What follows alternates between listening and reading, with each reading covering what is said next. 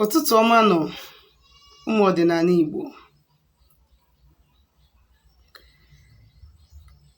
Afọ ọma nọ. Anyị apụtakwa n'ụla. Asị m ka tata bụ afọ fọtara anyị ndụ, fọtara anyị udo, fọtara anyị ife anyị yeli ma fọpụ nke yeli anyị. Asị m anyị ga na-azụ ka afịa. Nke onye na-eme ya gazie bụ nke ọma. Anyị ejere obodo n'ala obodo.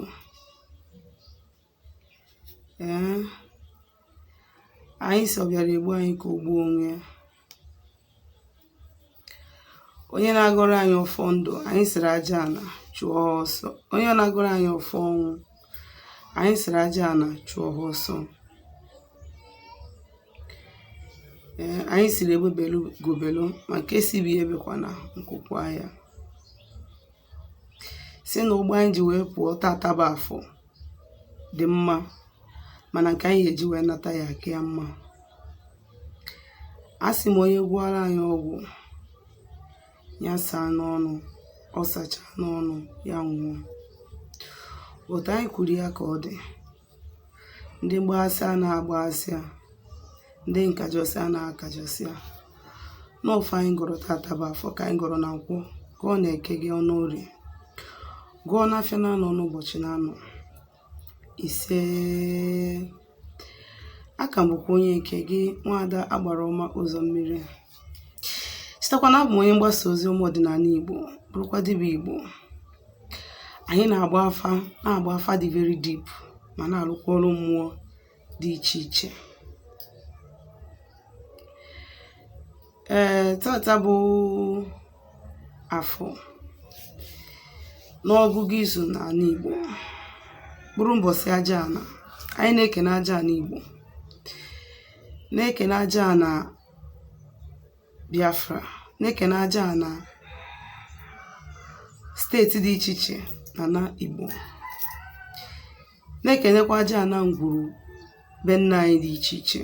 Ekene mmụọ na ezumezu niile anyị na ya so, mana be nna anyị ma n'ikwu nna anyị.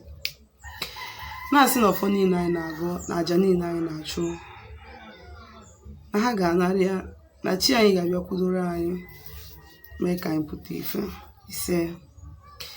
Si na isiokwu ji maka ya wee bịa tata bụ maka afa agụ. Maka afa agụ, afa chi, afa onye ụwa. Onye ka nji maka ya bịa tata. Gịnị bụ afa agụ? Afa agụ bụ ịjụ ese. Ịjụ ese onye ụwa mmadụ. Ịgba afa ma ịjụ ese gbasara onye nọrọ mmadụ ụwa, na ife anyị emeri ya ka o mee gịnị, ka ọ kwudero onye ahụ. Ọ bụrụ dibịa niile na-agba afa agụ, nke bụ eziokwu, mana ọ dị mkpa na onye ọbụla bụ onye Igbo, ma ịgba agodo afa agụ, kpọkugodu chi gị, onye nọrọ gị ụwa.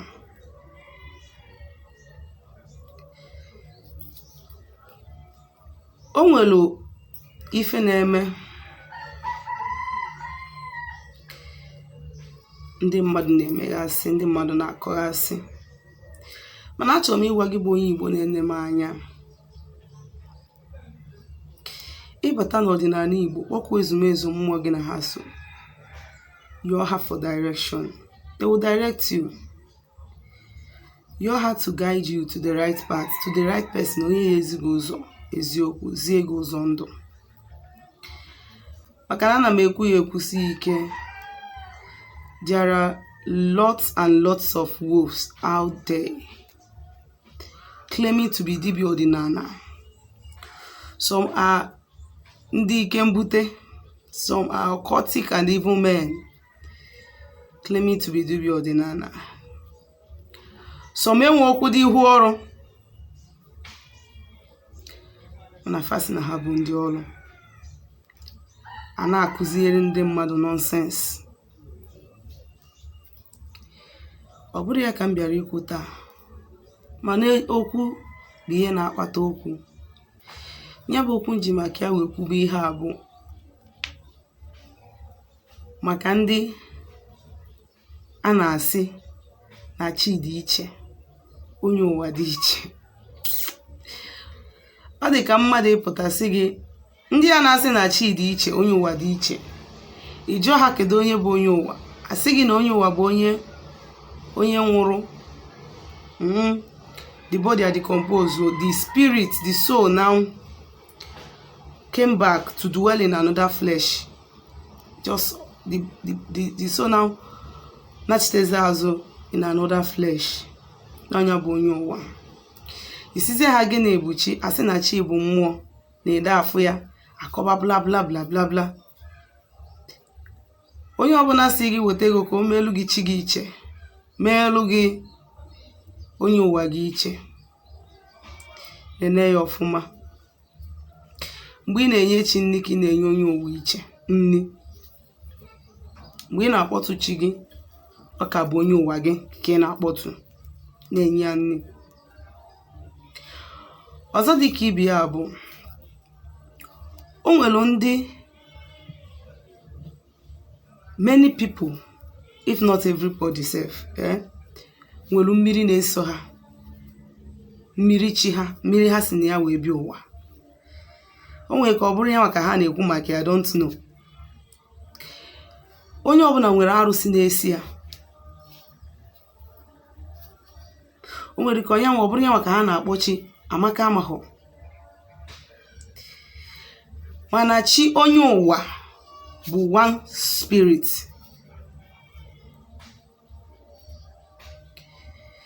Malụ ya amalụ taa maka echi. Mmadụ amara onye ụwa ya ma mmadụ amara chi ya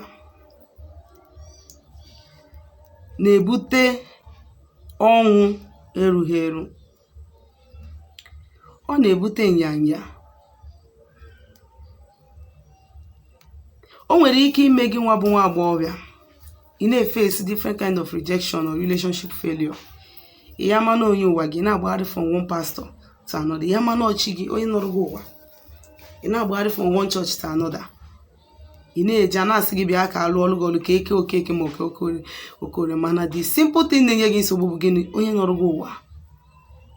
Ọ ya bụ ichukwa ịghọtatụ onwe gị, isi achịkọtatụ gị. Ka si wee kwuo na video m mere last time, ekwu m sị na o nwere ụmụaka na-agbara onwe ha agụ.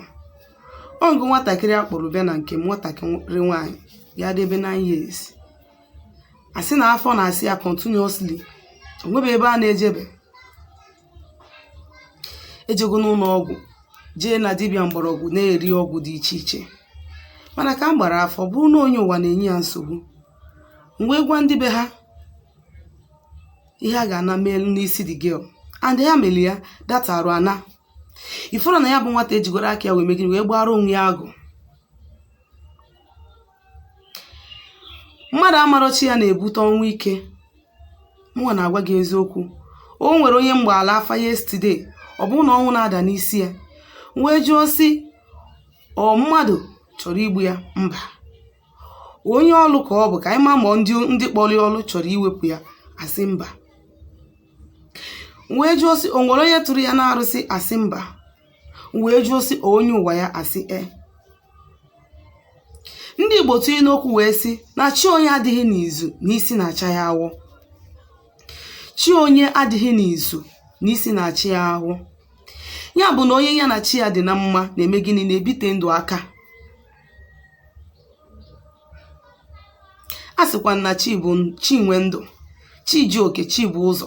Afọ niile anyị na-aza bụ gịnị? Ọfọ ka ọ bụ. That is related to gịnị? Chi anyị, onye na-eso anyị bụ onye nọrọ anyị ụwa. Ya bụ na ọ dị mkpa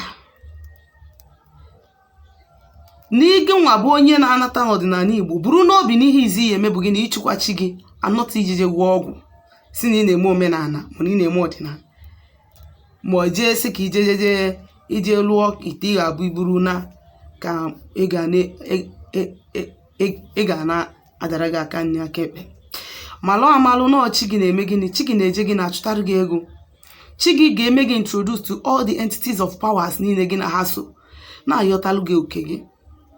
Malụ amalụ na chi gị ga-ebupụrụ gị ọnwụ, mana onye ọbụla chi ya gbakọtara azụ ọnwụ bịa orie ya. Onye ọbụla chi ya gbakọtara azụ mmadụ gwọọrụ ya ọgwụ ụtụ ya. Mana ọ bụrụ na gị na chi gị dị na mma, nke bụ eziokwu bụ na mmadụ ọbụla dị ndụ ama akwanwu gị ada. Ọtụtụ n'ime anyị alụsị n'ọha ụwa, ọtụtụ n'ime anyị mmadụ n'ọha ụwa, ọtụtụ n'ime anyị ka agbara dị iche iche na-eso, bụ agbara na-eso chi ya mana ọ marọ. Arụsị dị iche iche, mmụọ dị iche iche, agbara dị iche iche na-eso. And na the problem, ọ bụrụ na ịchụkwarụ ha, ịchụkwarụ chi gị wee nyetụcha mmụọ niile ahụ oke one by one, ome gịnị? Ha bịa gbachielu gị ụzọ, ha bịa butere gị ọnwụ, ha bịa butere gị disappointment, ha bịa butere gị ihe uke dị iche iche. Ị ga na-eche na mmadụ na-eme gị. Ya bụ gbaa afọ agụ mara onye nọrụ gị ụwa. Ọ dị very important na ndụ gị dịka onye Igbo, dịka onye na-achịta n'ọdịnala Igbo. Mezi ihe dị n'ụzọ gị. Mgbe ụfọdụ nwere ike nwatakịrị ga-amụta ụta, o jide ihe mmanya, ọ na-emebisi ya, mmanya na-eche na nwa bụ amụsụ na ọgba nje na onwe akpọta ka ome ka iji egbe afọ ifu na o nwere ka ọ bụrụ nne gị maọbụ nna gị maọbụ nna mụtara nne gị maọbụ nna mụtara nna gị nụrụ nwa ahụ ụwa. Mana duto na unu akpọbatabe ha wee merụ ya bụ nwatakịrị ihe, ome gịnị? Onyebe gị, ọ na-enye ya bụ nwatakịrị gịnị? Nsogbu. Ihe a niile ọ na-eme gị, agwa niile eji nwatakịrị ahụ akpasa gị bụ gịnị? Ka unu mee gịnị? Ka recognize ya onye nọrọ nwa ahụ ka ya na chi ya bụ onye ụwa ya dị na mma. Parents should stop neglecting some certain characters nwa ha na-eme gịnị? Exhibit. Sometimes no nwere ike ọ bụrụ mmụọ ji that character ahụ na-display na-agwa gị nwa bụ nna ma nne okwu. Ihe dịrị gị nwa bụ nna ma nne bụ gịnị? Iji egbe afa jụọ ese n'isi nwa ahụ, mara ihe na-eme, mara ihe ọ ga-abịa ime ka udo dị. Aka m bụkwa onye nke gị, Nwada Agbara Ọma Ụzọ Mmiri. Ka si wee kwuo na abụ m onye mgbasa ozi ọma ọdịnala Igbo, bụrụ dibịa Igbo. Anyị na-agbakwa afa na-agbasi afọ ike na-arụ ọrụ mmụọ dị iche iche. Our mission is actually to promote our culture, ọdịnala Igbo, ntọala eji wee mara Igbo, mee ka ụmụ Igbo nachita azụ n'ọdịnala wee mara nke bụ eziokwu. Ọ bụrụ na o nwere ajụjụ nwere ụjụ gbasara ihe nkụzi tata, ma ihe ndị na-akụzi na mbụ, ma ihe ọbụla gbasara ọdịnala Igbo, ma ọ na ịchọ ka agbalụ gị afa ma ọ lụọ ọrụ gị ọrụ, biko dere m meseji na my WhatsApp nọmba na 070-373-11663. Ngwa ka emesịa.